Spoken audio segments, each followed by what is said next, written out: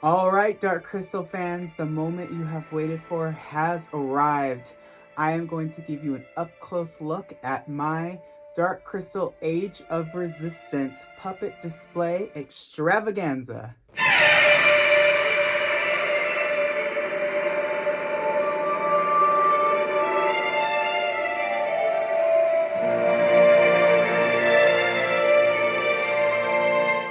For those of you that are new, hello and welcome. My name is Royce. I am a painter, sculptor, and a collector. I am very, very excited to not only show you my Dark Crystal display, but also how I did it. This was by far the most complex and difficult project I have ever done. It pushed the boundaries of every aspect that I know creatively, every craft that I've ever touched. It was so much work, but it was so much fun.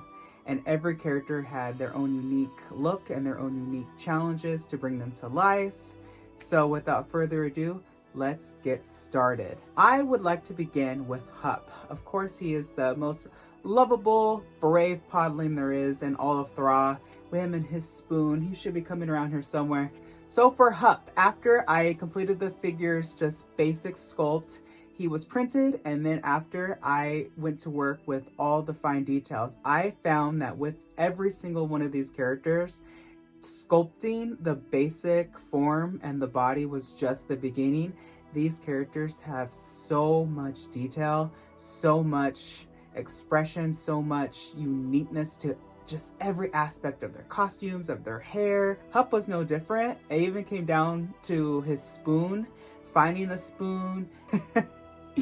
So for Hup's costume, it was a hat. He has on this like long sleeve jacket, shirt sort of thing. I don't even know, like a kilt, his outfit. There he goes. I'm gonna say this a million times. His outfit was unique. They were all unique in their own way.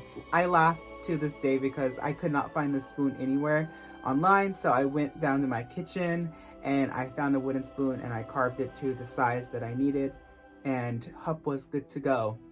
Next, we're going to talk about Brea. Now, Brea for me was very challenging because she is the most elegant and the most formal out of everyone. And I really had a hard time finding fabrics that fit her character and fit her aesthetic. I don't know if that makes any sense, but if you're an artist, I think you'll get this lingo. The fabric not only had to be the right color, but it had to have the right shine. It had to look elegant. She's a princess. The sewing for her took a very long time. All of her sleeves were hand sewn. Every single one of her jewels was hand encrusted into the fabric, and her hair definitely was quite the search. I searched high and low for this beautiful silver blonde, platinum blonde hair, and I finally did find a wig that looked the exact color. I had a very fun time with Brea. And next up we have Rhiann. Rhiann, for me, is my favorite character. His hair has blue highlights, but yet it has some sort of sparkle highlight going on. So it took a very long time for me to find the right wig. And on top of that, I had to find out how in the world I'm going to get a hold of the Lordal blade. And forgive me, Dark Crystal fans, if I'm not pronouncing that right, but that blade had to be custom made to size, so it would just make sense. This costume, just like all the rest, was hand sewn by me. I searched high and low through the aisles of Joann's and Hobby Lobby and a bunch of other custom fabric shops to find the exact right fabrics for all of these figures.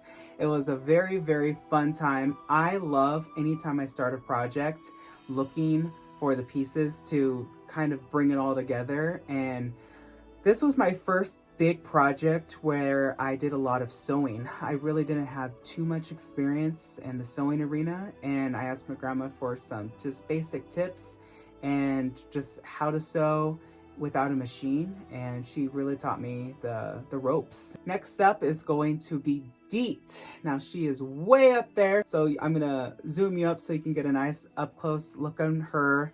Deet's costume was by far the most labor intensive.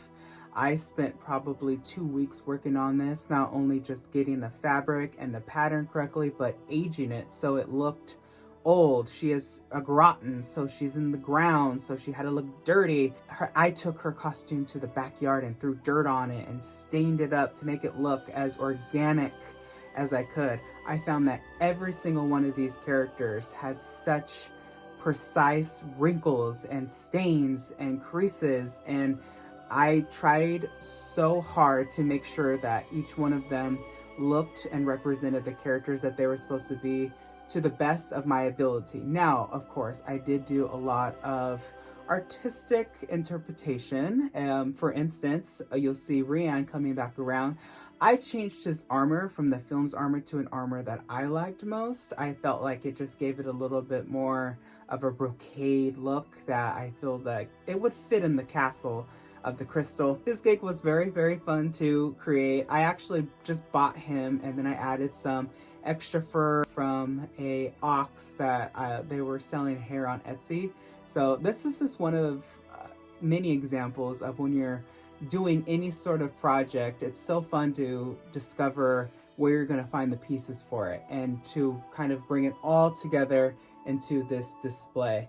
Now you're going to be asking me, I'm sure, how is Deet up there? Deet is actually on a PVC pipe that goes all the way up her leg, and it goes all the way into the base of the display, and it is hammered in and secure so she won't fall. I wanted her to have wings. I wanted one of them to be flying, and I chose the one that flies the most. Moving along, I had to add some side characters to this display. So first thing that came to my mind was those little green animals that lived in the trees that Deet fed that glowing moss to when they started glowing. So you will see those in the caves coming up right here. And then I, of course, had to include that cute little librarian book paper eating monster or creature. I don't know what he was, but he was so cute, and I had to include him as well. And he actually is coming up right behind me as well. So keep an eye out for them. When I look back at this project, this is by far, like I said, the most complex project I've ever done, but it was also the most rewarding. I absolutely fell in love with the Dark Crystal like many of you did. I cannot believe that there wasn't a season 2. I definitely think that it was a missed opportunity from Netflix, but you never know what the future may hold. The Jim Henson company has stated multiple times that they are looking for new avenues to continue the story. And it's just kind of sad when you think about the Dark Crystal, because we kind of know how it ended. Or do we? I always like to believe that Deet, Hup, Rhiann, and Brea all got away and hid somewhere with a whole new coven of Gelfling, and that they are alive and well, and unfortunately all the other Gelflings have been drained of their essence by the evil Skeksis. Speaking of the Skeksis, I do want to create one of those as well. Of course, the Chamberlain is always fun. I also really would love to make some more Gelfling. I've considered making the Almaldra, and I've also really taken a liking to the Librarian in Brea's world. I love his hat, and I think that it would be so much fun to make, and I think that I probably will end up making both of those to kind of add on to this display, because I have become kind of a Dark Crystal nut, and I'm going to give you, the fans, a full up-close cinematic look at the Dark Crystal Age of Resistance puppet display.